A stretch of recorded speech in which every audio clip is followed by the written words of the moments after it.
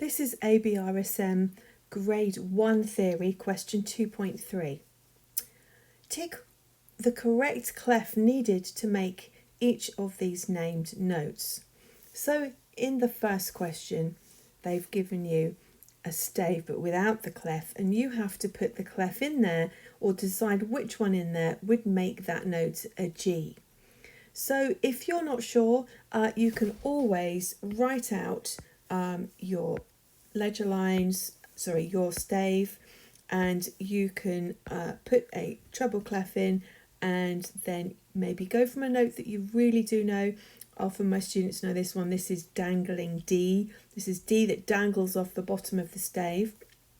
So you can go all the way up, and you can go as far as you like, and then you can put the letter names underneath. So we know that one's dangling D.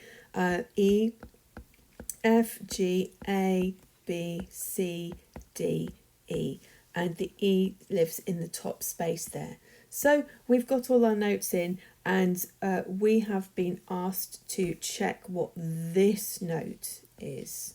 Okay, so I've put it there because that's where it lives on the stave, but as you can see, it doesn't fit with the treble clef. It doesn't work. So it's very likely going to be the bass clef. So if we put the bass clef up here and then read that note, yes, indeed, it is a G.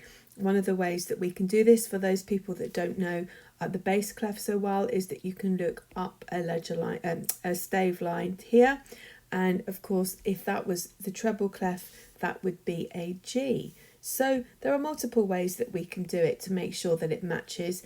But looking at our clef, you can see that this is indeed not quite right for a treble clef. So it must be the bass. Going on to the second question, let's have a look at, we can highlight this one into our the stave that we've drawn out, and you can see that it is indeed an E. So yes, we think that one is a treble clef because of course I drew out the treble clef there. So let's go and have a look at the next question, and the next question asks this one. Now, often my students know this one because I'm going to put it up the top here so that you can see it. On the treble clef, this is aeroplane A. So you can see that it looks like a bit like an aeroplane, and it lives on the first ledger line above the stave. And this is only in treble clef. So in treble clef, that would be aeroplane A, but it's not, because they've asked it for it to be a C. So you already know that it's not going to be the treble clef. So you can write out the bass clef just like I've done the treble here, but you already know that it's going to be the bass.